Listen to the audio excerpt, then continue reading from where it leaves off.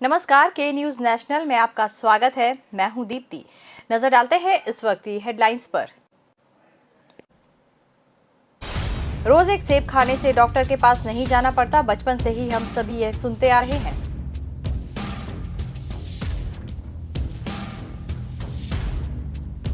वाकई ये सच है कि हर रोज एक सेब खाने से कई तरह की बीमारियां सच होने की आशंका होती है। देश में कोरोना के केस में शुक्रवार को मामूली राहत हुई। प्रधानमंत्री नरेंद्र मोदी ने शुक्रवार को राजीव गांधी खेल रत्न पुरस्कार का नाम बदलकर मेजर ध्यानचंद रखा।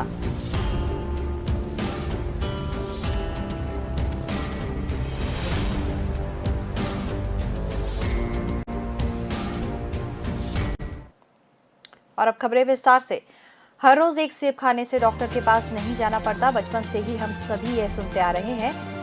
पर क्या आप इस पर यकीन करते हैं? वाकई ये सच है कि हर रोज एक सेब खाने से कई तरह की बीमारियां होने की आशंका कम हो जाती है। सेब के बेहतरीन गुणों के कारण इसे जादुई फल भी कहा जाता है।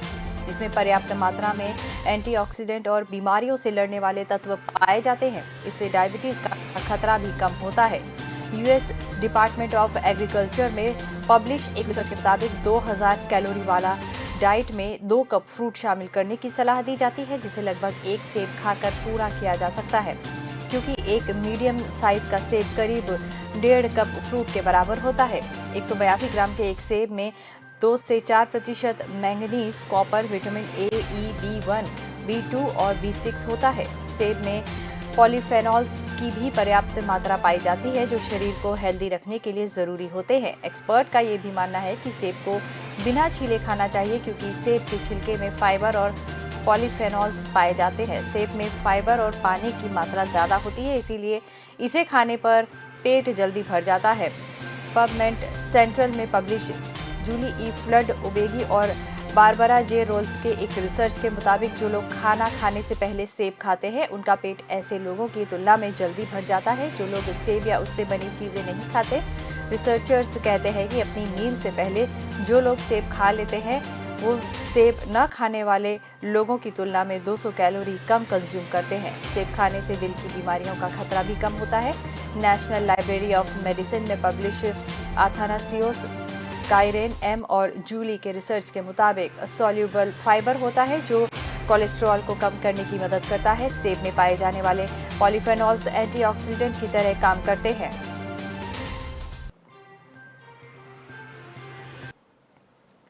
देश में सोने की मांग तेजी से बढ़ रही है। 2021 और 22 जून तिमाही में सोने की मांग 20 और 21 जून तिमाही के मुकाबले 19.2% बढ़ी है। अगर आप भी सोने में निवेश करना चाहते हैं तो ये सही समय हो सकता है। एक्सपर्ट्स का मानना है कि आने वाले दिनों में सोना आपको बेहतर रिटर्न दिला सकता है। लॉन्ग टर्म के लिए सोने में निवेश फायदेमंद रहता है। बीते 5 सालों की बात करें तो सोने ने 56% का रिटर्न दिया है, यानी सालाना 11% से भी ज्यादा। अगस्त 2016 में सोना 31,000 रुपए प्रति 10 ग्राम पर था, जो अब 48,000 पर आ गया है। भारत में सोने का दाम 1970 की तुलना में अभी 261 गुना ज्यादा है। 1970 में सोना 184 रुपए प्रति 10 ग्राम के भाव से बिक रहा था, जो अब 48,000 पर है। अगस्त 2020 में सोने ने 56,200 रुपए प्रति 10 ग्राम के रिकॉर्ड स्तर को छुआ था। वैक्सीन आने के बाद मार्च 2021 में ये 43,000 पर आ गया था और अब सोना 48,000 पर पहुंच गया है। स्पेन के क्वाड्रिंगा फंड का अनुमान है कि अगले 3 से 5 सालों में इसकी कीमत $3,000 से $5,000 प्रति आउंस, यानी करीब 78,000 से 1 लाख रुपए प्रति 10 ग्राम तक पहुंच सकती है।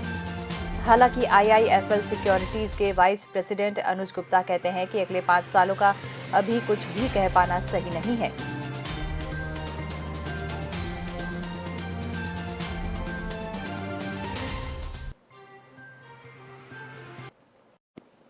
देश में कोरोना के केस में शुक्रवार को मामूली राहत है। बीते 24 घंटों में 38,696 नए मरीज मिले और 40,020 ठीक हुए, जबकि 616 की मौत हुई। इस तरह एक्टिव केस में 1,951 की कमी आई है। इससे पहले बीते 3 दिन से एक्टिव केस में बढ़ोतरी हो रही थी। देश में कोरोना के केस में शुक्रवार को मामूली राहत। बीते 24 घंटों में 38,000 नए मरीज मिले। ऐसा इसीलिए क्योंकि यहाँ के कई जिलों में आर वैल्यू 1 से ज्यादा आ रही है। इस वैल्यू का मतलब ये है कि एक मरीज एक व्यक्ति को संक्रमित कर सकता है। राज्य में पहले से ही हर दिन करीब 20,000 मामले दर्ज किए जा रहे हैं। देश के 8 राज्यों में पूर्ण लॉकडाउन जैसी पाबंदियां हैं।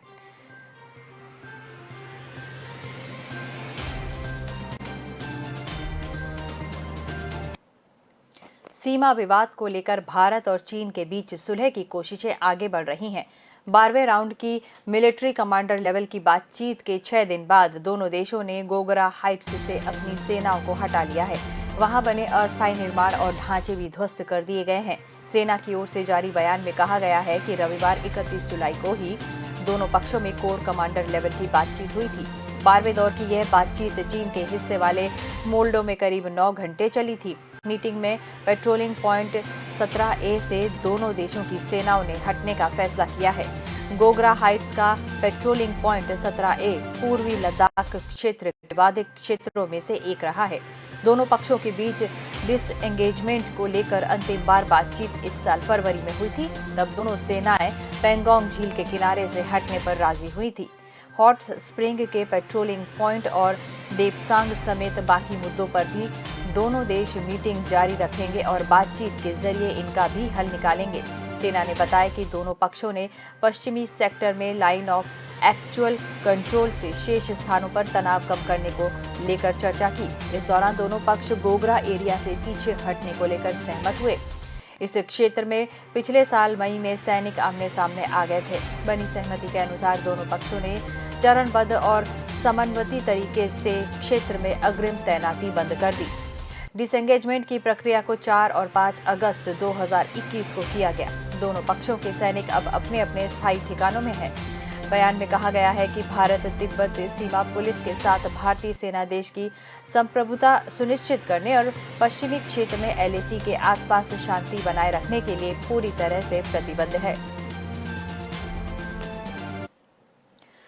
प्रधानमंत्री नरेंद्र मोदी ने शुक्रवार को राजीव गांधी खेल रत्न पुरस्कार का नाम बदलकर मेजर ध्यानचंद खेल रत्न अवार्ड कर दिया है। पीएम मोदी ने लिखा कि ये अवार्ड हमारे देश की जनता की भावनाओं का सम्मान करेगा। प्रधानमंत्री के इस फैसले की खबर लगते ही झांसी में रहने वाले मेजर ध्यानचंद के परिवार में खुशी की लहर दौड़ गई। ध्यानचंद के बेटे और पूर्व ओलंपियन अशोक ध्यानचंद ने इस फैसले पर खुशी जाहिर की है।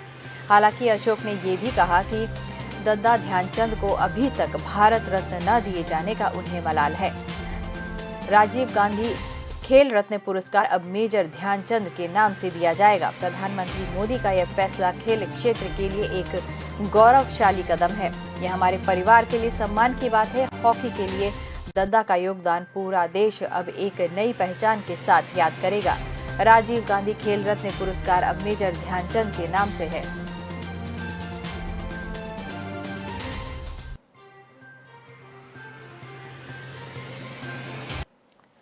बुलेटिन में फिलहाल वक्त हो चला है एक छोटे से ब्रेक का।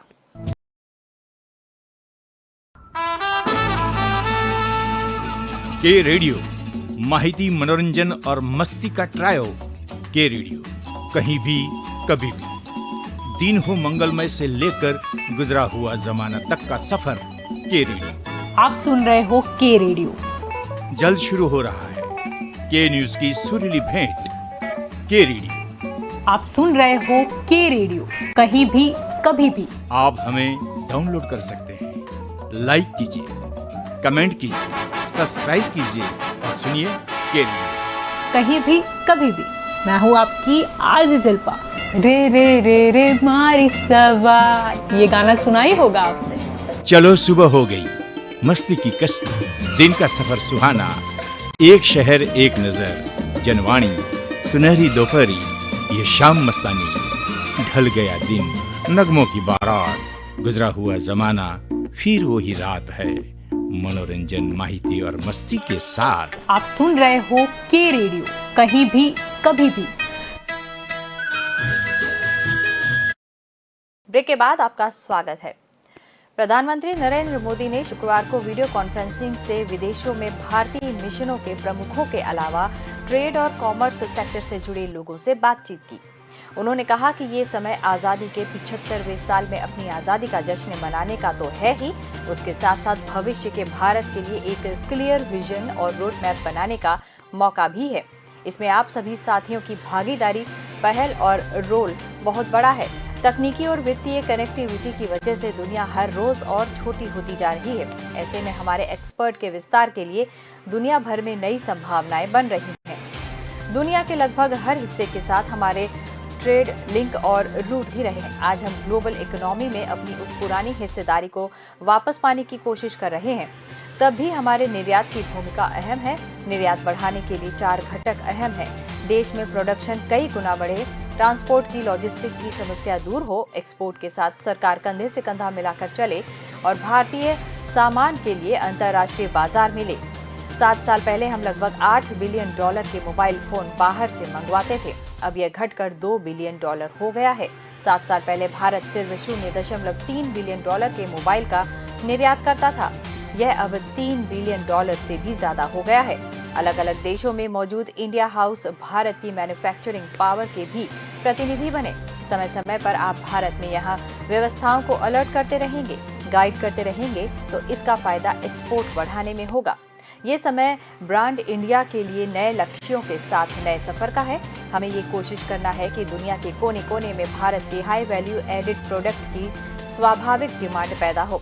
भारत ने रेट्रोस्पेक्टिव टैक्सेशन से मुक्ति का जो फैसला लिया है वह हमारा कमिटमेंट दिखाता है, पॉलिसी में निरंतरता दिखाता है। यह कार्यक्रम local goes global make in India for the world के तहत आयोजित किया गया। इसमें विदेश मंत्री एस जयशंकर और केंद्रीय वाणिज्य मंत्री पीयूष गोयल, 20 से ज्यादा विभागों के सचिव, राज्य सरकार के अधिकारी, एक्सपोर्ट प्रमोशन काउंसिल और चैम्बर ऑफ कॉमर्स के सदस्य भी शामिल हुए। नागरिक उड्डयन मंत्रालय ने बताया कि किसी भी मानव रहित एयरक्राफ्ट सिस्टम को इंटरनेशनल बॉर्डर से 25 किलोमीटर के भीतर उड़ान भरने की इजाजत नहीं दी जाएगी। इसमें line of control, line of actual control और एक्चुअल ग्राउंड पोजीशन लाइन शामिल है। नागरिक उड्डयन राज्य मंत्री वीके सिंह ने लोकसभा में बताया कि यूएस नियमों को 12 मार्च 2021 को नोटिफाइड किया गया।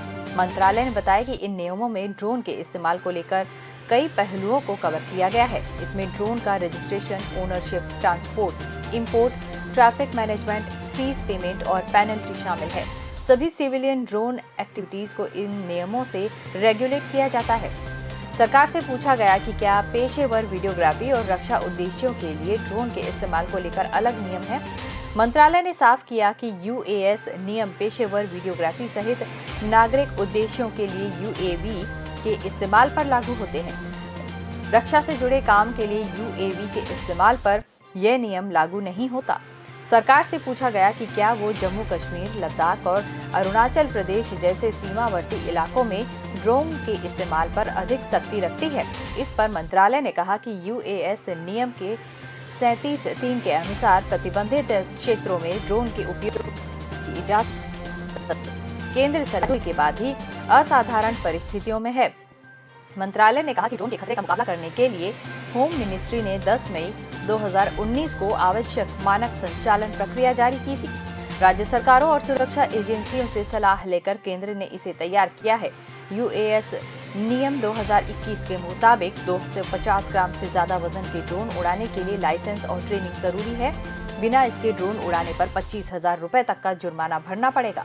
रिमोट पायलट लाइसेंस के लिए कम से कम 18 साल की उम्र, 10वीं तक की पढ़ाई, मेडिकली फिट होने के साथ साथ सरकारी परीक्षा भी पास करनी होगी।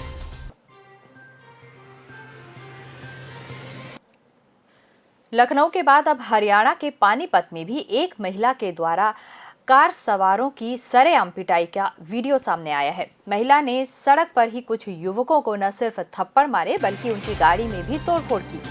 मामला यहीं नहीं खत्म हुआ। खुद पीटने के बाद महिला ने अपने रिश्तेदारों को भी घटनास्थल पर बुलाया और उन्होंने भी बल्ले से युवकों की बेदम पिटाई की। कार सवार युवकों पर महिला ने छेड़छाड़ का आरोप लगाया है। वहीं पीड़ित युवकों का कहना था कि अगर हम में से कोई गलती हुई है तो पुलिस को बुलवाए, लेकिन महिला और उसके रिश्तेदारों ने उनकी एक नहीं सुनी। इस घटना में पुलिस ने महिला, उसके पति और एक अन्य शख्स पर केस दर्ज किया है। आरोपी महिला को गिरफ्तार कर लिया गया है। घटना के भुक्तभोगी 25 साल का बलराज शर्मा उर्फ मोनू करनाल जिले के गांव गोली का रहने वाला है। वह पानीपत के ट्रांसपोर्ट नगर में एक फर्म में नौकरी करता है। पुलिस को दिए बयान में मोनू ने बताया कि गुरुवार शाम को अपने दोस्त शुभम और ब्रजेश के साथ पानीपत से गांव की तरफ जा रहा था। एक महिला स्कूटी पर उनके पीछे पीछे चल रही थी। गांव सेहरा में अचानक आगे निकलकर कार को रुकवा लिया और बिना कुछ बात किए हाथापाई पर उतर आई। इतना ही नहीं, महिला ने फोन करके अपने पति को भी बुला लिया। उसके साथ कई और लोग भी थे। पहले महिला ने बलराज उर्फ मोनू को थप्पड़ मारे और फिर उसके मददगारों ने क्रिकेट बैट से पीटा। इस घटना में बलराज उर्फ मोनू को सिर पर गंभीर चोटें आई हैं। इस घटना के 2 वीडियो क्लिप भी सामने आए हैं। वहीं पीड़ित बलराज की शिकायत पर मतलौडा थाने की पुलिस ने जिले के गांव ब्राह्मण मजार के भूप सिंह, उसकी पत्नी और एक अन्य के खिलाफ केस दर्ज किया है। उत्तर प्रदेश की राजधानी लखनऊ में आलमबाग अवैध चौराहे पर भी कुछ दिन पहले सरे राह कैब ड्राइवर को युवती द्वारा पीटने का मामला सामने आया था।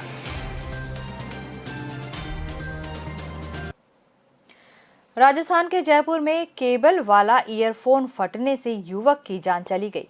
युवक कंप्यूटर में ईयरफोन लगाकर गाने सुन रहा था। अचानक ईयरफोन तेज आवाज के साथ फटा और उसके कान से खून निकलने लगा। अस्पताल में डॉक्टरों ने उसे मृत घोषित कर दिया। डॉक्टरों का कहना है कि ईयरफोन फटने से हुई तेज आवाज की वजह से युवक को कार्डियक अरेस्ट आया होगा। यही उसकी मौत की वजह बना। जयपुर के सीकर हाईवे पर उदयपुरिया गांव में रहने वाला 28 साल का राकेश नागर की फरवरी में ही शादी हुई थी। वह पढ़ाई के लिए अक्सर कंप्यूटर का उपयोग करता था। शुक्रवार दोपहर को वह खेत में बने अपने घर में ईयरफोन पर गाने सुन रहा था। इसी दौरान ईयरफोन का स्पीकर फट गया और उसकी मौत हो गई। उधर घर वालों ने कहा कि वह ईयरफोन लगाकर पढ़ाई कर रहा था। बताया जाता है कि घटना के समय वह कमरे में अकेला था। मां, बहन और परिवार के सभी सदस्य खेत में काम कर रहे थे। तेज आवाज सुनकर सभी दौड़कर आए। परिजनों ने पोस्टमार्टम नहीं करवाया, इसीलिए पुलिस ने भी कोई केस दर्ज नहीं किया है।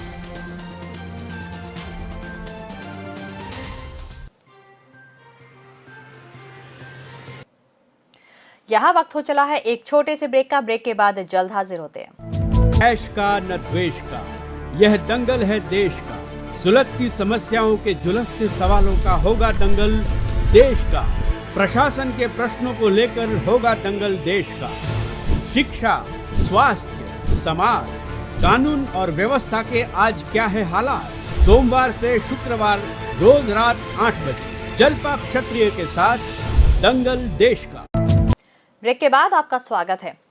जम्मू कश्मीर के राजौरी के थाना मंडी इलाके में सुरक्षा बलों ने 2 आतंकियों को मार गिराया है। एनकाउंटर अभी भी जारी है। उधर सांबा जिले के राजपुरा सेक्टर में बॉर्डर के पास हथियार बरामद हुए हैं। आशंका है कि इन्हें पाकिस्तानी ड्रोन से गिराया गया है, क्योंकि इस इलाके में ड्रोन देखा गया था।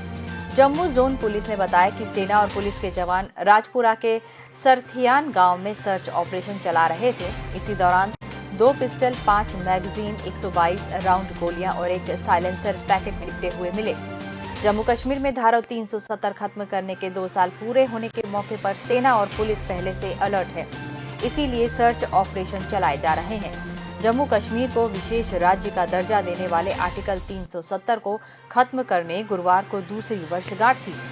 इसी दिन श्रीनगर के डाउनटाउन इलाके में एक के बाद एक 2 जबरदस्त ब्लास्ट हुए। पहला ब्लास्ट दिन में डाउनटाउन इलाके में हुआ। दूसरा ब्लास्ट शाम के समय बेमीना इलाके में एसएसबी की चौकी पर बताया जा रहा है। यहां आतंकियों ने ग्रेनेड फेंका था। जम्मू कश्मीर में पाकिस्तान से नापाक हरकतें जारी हैं। आतंकी संगठन जम्मू कश्मीर में हथियार भेजने के लिए ड्रोन का सहारा ले रहे हैं। 14 मई को भी सांबा जिले की सीमा में ड्रोन से हथियार और गोला बारूद गिराए गए थे, जिन्हें बीएसएफ ने बरामद किया था। पॉलीथीन में लिपटे मिले ये हथियार पाकिस्तानी ड्रोन से गिराए गए थे। इनमें एक AK-47, एक 9mm पिस्टल, एक मैगजीन और 15 कारतूस थे। मेदांता हॉस्पिटल में एक 45 वर्षीय व्यक्ति के किडनी के ऊपर 18x16 सेंटीमीटर के ट्यूमर का सफल ऑपरेशन किया गया। डॉक्टर्स का दावा है कि विश्व में इस तरह के अब तक 8 ही मामले सामने आए हैं। खास बात यह है कि ऑपरेशन से जुड़े खतरों के चलते उज्जैन और बड़ौदा के सर्जन्स भी इस मरीज का ऑपरेशन करने से इनकार कर चुके थे। ऑपरेशन के बाद अब मरीज पूरी तरह से स्वस्थ है। हॉस्पिटल के वरिष्ठ यूरोलॉजिस्ट और ट्रांसप्लांट सर्जन डॉक्टर रवि नागर ने बताया कि कुछ दिन पहले पद्म सिंह निवासी गठिया नामक मरीज उनके पास आया था। इससे पहले उज्जैन और बड़ौदा में अपना इलाज करवा चुका था और उसकी समस्या को देखते हुए उसे ऑपरेशन की सलाह दी गई थी, लेकिन ऑपरेशन के पहले ही मरीज की तबीयत बिगड़ने के कारण उसे बिना ऑपरेशन के ही डिस्चार्ज कर दिया गया था। उसे 2-3 महीने से अचानक दिल की धड़कन तेज होना, पसीना आना, दिल में दर्द और ब्लड प्रेशर बढ़ा रहने की समस्या थी। इसके साथ ही बेहोशी के दौरे भी आना शुरू हो गए थे।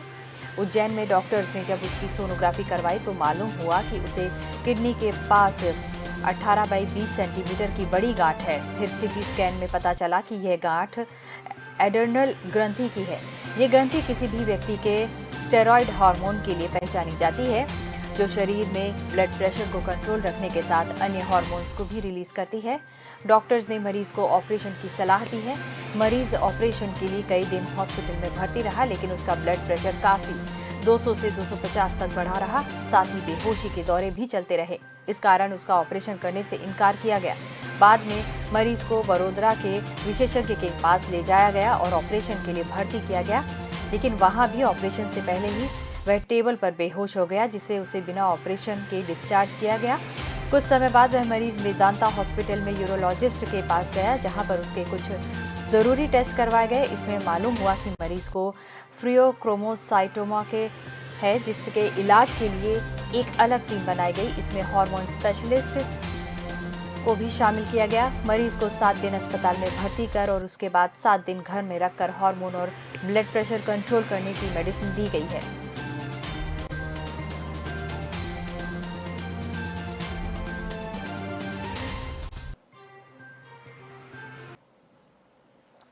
ग्वालियर चंबल क्षेत्र में बाढ़ से भले ही राहत मिली है, लेकिन खतरा अभी टला नहीं है। इधर अशोकनगर, विदिशा, राजगढ़, गुना और छतरपुर, टीकमगढ़ में हालात बिगड़ गए हैं। यहाँ के बांध लबालब हैं। सभी डैमों के गेट खोलकर पानी छोड़ा जा रहा है। किसी के 8 तो किसी के 6 गेट खोले गए हैं। इंदिरा सागर, नर्मदा घाट, बरगी डैम और ओंकारेश्वर डैम की स्थिति सामान्य है। होशंगाबाद में नर्मदा घाट में उल्टा जलस्तर कम हुआ है। जिले का सबसे बड़ा बांध राजघाट में अधिक पानी भरने से यूपी और एमपी को जोड़ने वाले पुल के ऊपर करीब 8 फीट तक पानी पहुंच गया है। इसके चलते बांध के 6 गेट खोले गए हैं। इनसे 56.63 लाख लीटर प्रति मिनट पानी छोड़ा जा रहा है। जिले में लगातार बारिश से बढ़ते जलस्तर के बाद मोहनपुरा डैम के 17 में से 8 गेट खोले जा चुके हैं। डैम से लगातार 1400 क्यूसेक पानी छोड़ा जा रहा है। इसे लेकर प्रशासन ने आसपास के इलाकों में अलर्ट भी जारी कर दिया है। जिले में इस साल अभी तक 733 mm औसत बारिश दर्ज की गई है।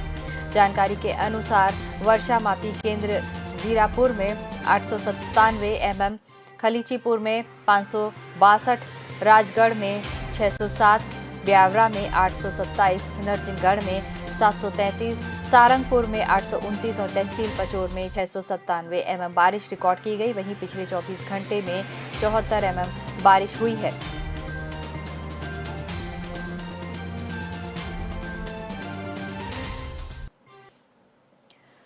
राजस्थान के जोधपुर में नशे के बड़े नेटवर्क का खुलासा हुआ है। एसओजी ने लाखों रुपए की प्रतिबंधित दवाओं के साथ रमेश बिश्नोई नामक एक युवक को गिरफ्तार किया है। पुलिस ने खुलासा किया है कि ड्रग्स की जगह इन दवाओं का इस्तेमाल किया जाता था। यह कार्रवाई शुक्रवार शाम करीब 5 बजे शहर के सांगरिया में हुई। फिलहाल टीम पूछताछ में जुटी है। करीब 2 माह पूर्व अजमेर और जयपुर में कार्रवाई करते हुए 11 करोड़ से अधिक की प्रतिबंधित दवाएं जब्त की गई थीं। एसओजी अधिकारी जब्बर सिंह ने बताया कि टीम को जोधपुर के सांगरिया में प्रतिबंधित दवाओं के बेचने की सूचना मिली थी। जांच हुई तो सूचना सही निकली। यहाँ भारी मात्रा में इन दवाइयों का स्टॉक है। रमेश बिश्नोई ने एक मेडिकल स्टोर के पास ही दुकान किराए पर ले रखी थी। टीम जब पहुंची तो दुकान का आधा शटर डाउन था। पूछताछ में रमेश ने बताया कि वह आसपास के मेडिकल स्टोर पर इन दवाओं की सप्लाई करता है। पुलिस ने उसके पास से ट्रामाडोल व अल्फाजोलम के 6 कार्टन बरामद किए हैं। इसमें 1,51,000 टैबलेट है। इनकी कीमत लाखों में बताई जा रही है। ट्रामाडोल और अल्फाजोलम दोनों ही प्रतिबंधित दवाइयां हैं। ट्रामाडोल एक पेन किलर है जो नशीले ड्रग की कैटेगरी में आता है। इसे फाइटर ड्रग भी कहते हैं।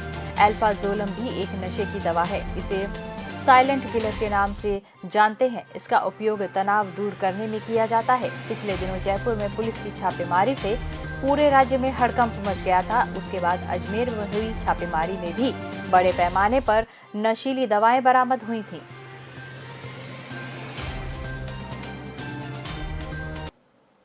जल संसाधन मंत्री संजय कुमार झा ने कहा कि बाढ़ के स्थायी समाधान के लिए नेपाल में हाई डैम जरूरी है, लेकिन इसमें विलंब के कारण बिहार सरकार बाढ़ का स्थानीय स्तर पर समाधान तलाशने का प्रयास कर रही है। बिहार की छोटी नदियों को इंटरलिंक करने पर हम काम कर रहे हैं। वे शुक्रवार को बाढ़ व सूखे के स्थायी उपाय को लेकर आयोजित अंतर्राष्ट्रीय वेबिनार का उद्घाटन कर रहे थे। जल संसाधन विभाग के 2 दिनों के इस आयोजन का विषय है बिहार में बाढ़ प्रबंधन और सिंचाई सुधार की संभावनाओं पर पुनर्दृष्टि। इसमें फ्रांस, दक्षिण कोरिया, इटली और नेपाल के विशेषज्ञों ने सुझाव दिए, शोध पत्र प्रस्तुत किए। इसमें IIT Hyderabad, Kolkata, Israel, Bangladesh, Netherlands के विशेषज्ञों की भी हिस्सेदारी होगी। वेबिनार को जल संसाधन विभाग के सचिव संजीव हंस ने भी संबोधित किया। स्वागत भाषण विभाग के प्लानिंग एंड मॉनिटरिंग के चीफ इंजीनियर नंद कुमार झा ने किया। संचालन FMISE की डिप्टी डायरेक्टर आरती सिंह ने किया। विभाग के इंजीनियरों ने विशेषज्ञों से सवाल पूछे। संजय झा ने कहा कि बाढ़ के प्रभाव को कम करना मुख्यमंत्री नीतीश कुमार की शीर्ष प्राथमिकताओं में शामिल है। उन्होंने नीतीश कुमार द्वारा शुरू किए गए जल जीवन हरियाली अभियान की व्यापक चर्चा की। इसमें कहा कि इसके लिए संयुक्त राष्ट्र ने उन्हें क्लाइमेट लीडर कहा। मंत्री ने बाढ़ की सालाना भयावहता के हवाले कहा कि अब तक 3800 किलोमीटर तटबंध का निर्माण किया गया है। इससे 36 लाख हेक्टेयर क्षेत्र को उचित संरक्षण मिला है। उन्होंने विस्तार से बताया कि बाढ़ से बचाव के लिए इधर के दिनों में क्या सब किया गया है। तटबंधों की सुरक्षा के लिए स्टील शीट पाइलिंग जैसी आधुनिक तकनीक कारगर है। अर्ली वार्निंग सिस्टम, 24 घंटे का कॉल सेंटर, सोशल मीडिया का उपयोग असरदार है। उनके अनुसार स्थायी बाढ़ प्रबंधन के लिए कई उपाय हो सकते हैं। नदियों को आपस में जोड़ना, लुप्तप्राय नदियों का पुनर्जीवन, छोटी धाराओं और चेक डैम का निर्माण, वाटरशेड प्रबंधन आदि। उन्होंने गंगा जल उद्वह योजना के बारे में भी बताया। विशेषज्ञों ने तटबंधों के निर्माण से पहले और बाद में नदी के किनारे बसी आबादी और अर्थव्यवस्था पर पड़े प्रभाव का विस्तृत अध्ययन कराने की बात भी कही।